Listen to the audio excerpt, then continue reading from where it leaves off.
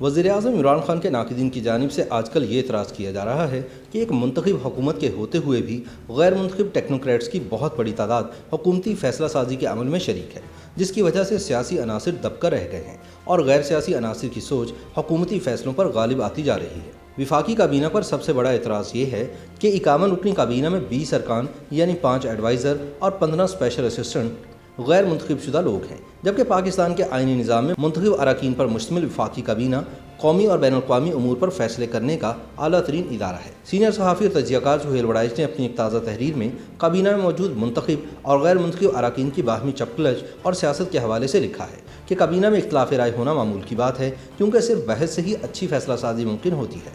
وہ لکھتے ہیں کہ موجودہ وفاقی کابینہ میں بھی کئی رنگ، کئی مکاتب فکر اور مختلف الخیال وزراء موجود ہیں۔ حکومت کے طرز حکمرانی اور فیصلہ سازی کے عمل کو سمجھنے کے لیے ضروری ہے کہ ہم کوچہ کابینہ میں جھانکیں اور پھر جائزہ لیں کہ موجودہ وفاقی کابینہ میں مثبت کیا ہے اور منفی کیا۔ سہیل وڑائچ کے مطابق کچھ ماہ پہلے مقتدر حلقوں کی جانب سے صحافتی اشرافیہ یعنی ٹی وی چینل مالکان کو بریفنگ دیتے ہوئے بتایا گیا کہ حکومت کی 2 وزارتیں یعنی خارجہ اور داخلہ بہت اچھی چل رہی ہیں۔ ملک کے طاقتور ترین ادارے کی طرف سے وزیر خارجہ مخدوم شاہ محمود قریشی اور وزیر داخلہ بریگیڈیئر ریٹائرڈ اعجاز شاہ پر مکمل اعتماد کا سرعام اعلان بہت سے اشارے دے گیا، مگر وفاقی کابینہ کے سربراہ وزیر اعظم عمران خان اور وزیر خارجہ شاہ محمود قریشی میں الیکشن سے پہلے جو قربت تھی وہ بعد ازاں غلط فہمیوں میں بدل گئی۔ بدخواہوں نے وزیر اعظم کو شکایت لگائی کہ میٹھا بول بولنے والا سرائکی شاہ محمود قریشی آپ کا متبادل بننا چاہتا ہے، تو دوسری طرف شاہ محمود قریشی کو بھڑکایا گیا کہ جہانگیر ترین نااہل ہو جانے کے باوجود کابینہ کو اہم فیصلے کرنے پر مجبور کر رہا ہے۔ ان 2 طرفہ تحفظات کے نتیجے میں عمران اور شاہ محمود کے درمیان سیاسی دوریاں پیدا ہو گئیں، لیکن شاہ محمود چونکہ سمجھدار ہیں، چنانچہ انہوں نے ان اختلافات کو بڑھانے کی بجائے کم کرنے کی کوشش کی اور ان کوششوں میں اس قدر کامیاب رہے کہ آج کل وہ اسد عمر، زلفی بخاری اور اعظم خان کے ہمراہ وزیر اعظم کی مشورہ نویس کچن کیبنٹ میں شامل ہیں۔ جہانگیر ترین کے حوالے سے شوگر سکینڈل اور پھر وزیر اعظم کی طرف سے شوگر اور آٹا انکوائریوں کے پیچھے اسی کچن کابینہ کے انہی وزراء اور حکام کے نام لیے جاتے ہیں۔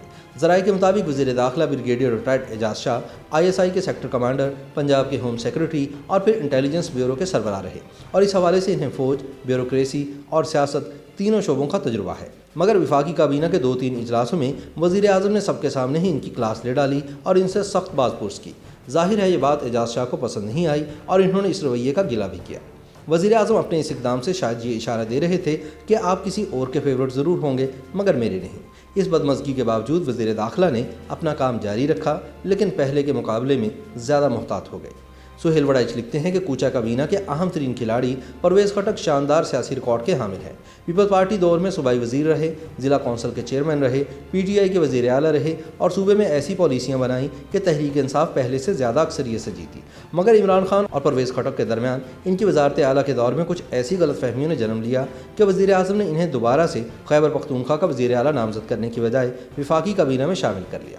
پرویز خٹک کو اب اہمیت صرف اس وقت ملتی ہے جب اپوزیشن سے مذاکرات کرنے ہوں یا کوئی بحرانی صورتحال ہو۔ وفاقی کابینہ کے سب سے طاقتور ستون ماضی کے مرد آہن اور جنرل یحییٰ خان کے مشیر جنرل ریٹائرڈ غلام عمر کے فرزند ارجمند اسد عمر ہیں۔ ان کا عہدہ تو وفاقی وزیر برائے منصوبہ بندی اور ترقیات کا ہے، لیکن عملی طور پر وہ اس وقت ڈیپٹی وزیر اعظم ہیں۔ تاحال انہیں طاقتور اداروں اور وزیر اعظم دونوں کا مکمل اعتماد حاصل ہے۔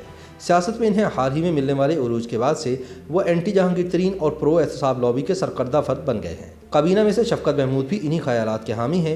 یوں کابینہ کے اندر موجود یہ طاقتور گروپ وزیر اعظم کی پالیسیوں کا پرزور حامی ہے۔ احتساب اور مخالفین کے خلاف مقدمات آگے چلانے کے حوالے سے ان کا موقف کابینہ کو اہم فیصلے کرنے میں مدد دیتا ہے، یعنی یہی گروپ اس وقت حکومت کر رہا ہے۔ لیکن سہیل وڑائچ کے مطابق وفاقی کابینہ پر ہونے والا سب سے بڑا اعتراض یہ ہے کہ 51 رکنی کابینہ میں 5 ایڈوائزر اور 15 اسپیشل اسسٹنٹس غیر منتخب شدہ ہیں۔